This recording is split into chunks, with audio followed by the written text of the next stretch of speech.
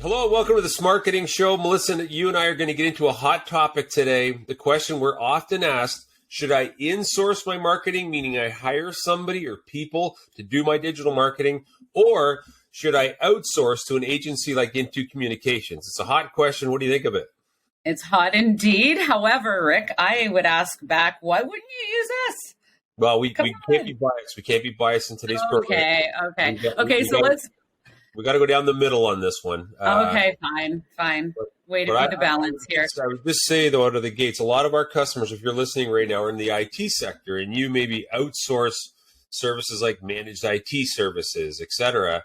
And I would just ask, if you're listening right now, think about what you preach to your customers in terms of, should they bring a whole IT team in that's into security, and would you not be better maybe to outsource? But I may be leaning too early in the conversation here. Sorry. Perhaps, but it was a good rub. All right, Rick, let's dive into in-house pros and cons. Okay, let's start with some pros. What do you think? So the pros, we're talking to customers all the time about, this decision, right? And it's an important decision. I would say the pros are people tell me, hey, it's my person, I can control them, or my people, my team. The people are there on a day-to-day basis. So if something happens, they're around to kind of experience it and then communicate to the customer base. Sometimes, a marketing person starts as a marketing person, but they end up, maybe they're one day on a delivery truck, maybe one day they're doing, whatever, so they can do different tasks. But I think it's really around the control of the person that people seem to feel. That's until maybe the person leaves, of course, which is in my cons. But the last thing is sometimes people, I think, can benefit, like a lot of our clients may have a marketing person that's in-house, that's actually a liaison to our team of, we'll call it experts. Those would be kind of some of the pros anyway. Yeah, those are good ones. What about cons? Let's talk to that. Well, this is going to be a long show if I go through all of my list of having someone in-house. The reason we opened a digital marketing agency about 15 years ago, and if you've heard me speak at an event, like we had this thing in Canada that came called the internet. It kind of changed the way companies need to do business. I don't know if you have it where you are, but here's the cons that candidly, and Melissa, you and I have been in businesses where we've handed the keys to a marketing agency, fair to say? Yeah, absolutely. And we've been through some great ones and some other trials and tribulations. Like, okay, they do not understand our business. That's not the way exactly. It's 30,000 foot level. Okay, the cons of sometimes having an in-house person. Number one is if a person's really good at social media, because a lot of our customers would hire a millennial, we'll call it. Okay, I'm generalizing here. They may be good at social media, but can they write blogs? Do they understand video? Do they get business? I think the one thing that you wrestle with too as an in-house person is you're not exposed to like what's happening outside your world. And so sometimes the ideas tend to become kind of repetitive and you lack fresh ideas. You just don't have the brain power, right? I mean, you think of the strategy sessions we have as an agency, just how to help our customers. Like, you would have a different idea than, Vinny and video or whoever type of thing. The other thing is, what do you think about the resources? Like if you had to, from your perspective, like think about the resources we have versus like what our customer might, what do you think about that? Yeah, absolutely. We have so many more resources. And like you just said about the brain power piece, is that we can magnify that for you. You don't know about X, Y, or Z. We can bring it to the table. Oh, by the way, we have this resource. We have that resource. How about you pivot and go over here? So, and they're costly. Those things are very costly, especially for a small business. They don't want to buy all those things and get into those subscriptions. I don't think people are aware of all the tools that are required and the cost. But just staying up to speed, like last week's marketing show, we talked about, Google Analytics 4 coming out and your GA account is going to expire like June 2023. Like, it's just tough to stay ahead on the front end technology. Here's the biggest thing. To get started, right? Well, or the marketing person does their best marketing, selling themselves on the marketing job, and then you realize, holy cow. Yeah, absolutely. A lot of times it comes down to cost too, and I would argue that it's less expensive to outsource your marketing than have someone in-house. Now, before you get upset, if you're a believer of in-house marketing there, let me just say that the cost is not just the cost of paying somebody, but it could also be the opportunity cost of not implementing best practices in marketing and or a mistake. Like I often say to our customers, like, if you get a person in there that's not experienced in the industry, it's possible that they could have like a Ford car in your Chevy commercial. And you know, the last thing you want to do is in many cases be having to check all the work of the marketing person to make sure it's right. And, you know, I joke with my college friends on spelling might be a good course these days, but anyway, I won't get into that. I think the other thing is it's difficult for a business owner to know what to measure and manage. And, you know, we've got fairly advanced, you know, dashboards that we show and kind of net it down to executive views. But a lot of people tell me, like, I have no idea necessarily how to measure my marketing person. And, you know, that bolts on to kind of industry knowledge. I think it's so important if you're going to use an agency, try to select one that understands like your world so they can relate to what you're trying to do. And lastly, you know, I would say a con of having someone in-house, if they don't understand the industry, and let's say you get them up to curve, is that they could leave. And when that person leaves, there's a big void and it's hard to fill that momentum versus, you know, if you've outsourced, I think there's more continuity with an outsourced provider. Anyway, that would be my list of cons. Those are good. And that turnover piece too, right? It's like you're starting over in a lot of instances. So you don't want to do that. Yeah, I mean, when I do programs with tech companies, and it's funny, I was at one recently, and, you know, when you and I grew up, Melissa, back in the day, you know, we'd get a tenure pins, or we'd get, you know, recognized for 15 years service. I mean, I'm at a place recently and they're recognizing people for their second year. I mean, the mentality is just different in terms of the way people move around, especially in marketing, Absolutely. Which is a growing field. Absolutely. All right, let's jump to outsourcing. Let's talk about the pros of outsourcing. Okay, so we've kind of battered a little bit here. I have like in-house people. And by the way, I'm not against it. You know what's best for your business.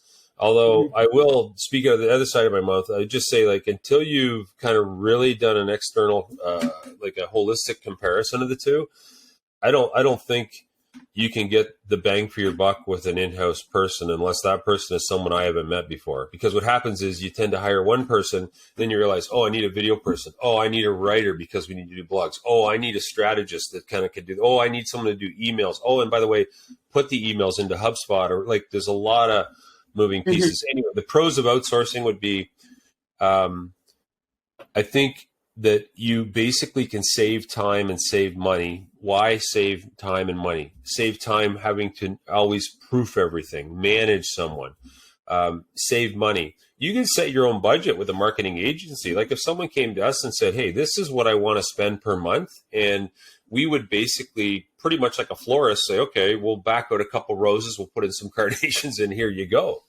Right, absolutely. So you can control it. The other thing I think is an advantage, if you get an agency with industry experience, they understand kind of what other horses are doing in other markets and can bring you fresh ideas. And then the other advantage I would say of an agency is the flexibility and scalability. If you want to do like a campaign that's fairly intensive and you've got one person in-house, like that rubber band's going to twist up pretty quickly in terms of managing something. And what we're finding, especially in Q4 right now, is people want that scalability to amp it up for year end or kickoff. You know, so the other thing is like the strategy. So Melissa, think about how often we come to our customers with a bit of a game plan. And I'm just saying, like, a lot of customers aren't thinking about, you know, how do I start? How do I produce the content? How do I basically bring people back to my landing page or website or use technology? So I think that strategy part's, you need kind of a senior person there that isn't always a doer to get in there. You know, and lastly, like I know I've seen other agencies, you know, their value proposition is, you know, how possibly could you have somebody with all these skills, right? Like a writer, SEO skills, which is a unique cat, video, social media skills. Like there's a whole stack that you need that I just don't think you can often get an in-house person. And oh, by the way, if you're an in-house marketing leader right now and you're listening going, Rick, I can do all that. I haven't met you before, but I just find people are really good with the strategy. They're good with the analytics. They're good with maybe either content creation, maybe design, but to actually bolt it all together, I haven't seen that unicorn yet. And the last thing I would say would be an advantage to outsourcing is basically the visibility of like key performance indicators, ROI measurement. I mean, these tools are expensive to buy, and if you go with an agency, that cost is spread out over hundreds of customers, so it's a fraction of what you would spend yourself. But those would be kind of the pros. I think those are good. I would add to that, Rick, that they can really focus on the core business that whatever their business is, right? If they outsource it, the pro is they can focus on what they do best. You mean a marketing type of thing? Exactly. Yeah. So I didn't have this in my draft, but the one thing I think customers miss sometimes is just a second set of eyes on what they're doing. Mm-hmm. Mm-hmm. You know what I'm saying? Like, how many times have we met with a customer and they're entrenched in the way, Acme does it, and no, this is the way we've always done it, or this is, and we may look at it respectfully with a second set of eyes and go, okay, why are you running towards third base? Like, you're supposed to go to first base first, or here's use the triangle instead of the square you did before. I just think not enough people are challenging whatever status quo right now. And absolutely. You do that really well, Rick. I know I've sat on many calls with you with different things we've outsourced, right? And you'll say, hey, what are you seeing? Because we're so myopic, right? We're seeing this. This is our business. This is what we're doing. But what do you see? Do you see what are other customers doing that we could be doing, or whatever? You're really good at asking that question. And I think that's good. And a second set of eyes for sure. Well, I think, we're good at that as a company, I think, because what's the saying, right? It's what you learn after you know it all that really counts, right? Mm-hmm. And, when I was speaking at a business technology event a few weeks ago, I took them through at the front end kind of a self-analysis, self-evaluation of their team's LinkedIn presence, for example. And I asked them 8 questions. And so rather than me kind of tell them, what I was trying to do is have them find their own end and say, you know what, we are leaking here. Our boat is not as where we thought it was on such a basic thing like that platform, and how easy it is to fix. So I think just sometimes a third party looking at what you're doing, and, a third party, by the way, we're talking agency here, I think has to be somebody you get along with and you trust their opinion and they execute. Sure. So, we're kind of proud of what we do. And so our advantages, maybe stilt a little bit in our way. But I think the cons of an agency, if I was, to roll back the cover, would be sometimes customers may feel like they've lost control of their marketing and they're not. But again, that goes back to, I think, the frequency of conversation, the touch points, the inspection, and like you just said, Rick, trust them and get along with them, right? Then you wouldn't feel that loss. Yeah, I think most customers want to feel like the marketing team is kind of an extension of their team and not a vendor. Absolutely. One of the things we try to do as an agency is we try to, make contacts beyond just the contact that deals with the marketing agency, so that we 100% have a good temperature. Confidentiality is another thing that we often get asked. Like, if we're going to do marketing, or an agency is going to do marketing, like, you're going to have access to all of our customer data, et cetera. And I think, there's a lot of vendors that companies work with that probably have access to confidential information. So, those NDAs are great. I think, it comes back to a level of trust that someone's going to do the right thing for you.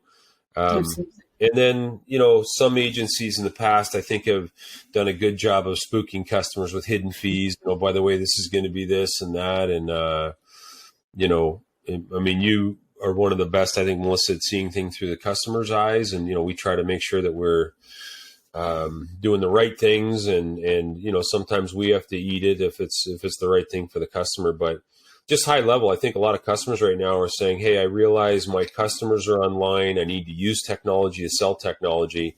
And if you're at that intersection of saying, hey, do I hire someone, which is typically, a young person, because I think young people understand technology better, which may be true in some cases, or an outside. Today we tried to walk you through some of the pros and cons of bringing someone in or a team in-house versus outsourcing. And, Eric, I think when a company is deciding whether to outsource or keep it in-house, I don't think it's an all or nothing decision, right? I think they've got to weigh it out. And like we've said earlier, they can have a contact internally that liaisons, which we have plenty of clients that do that with us.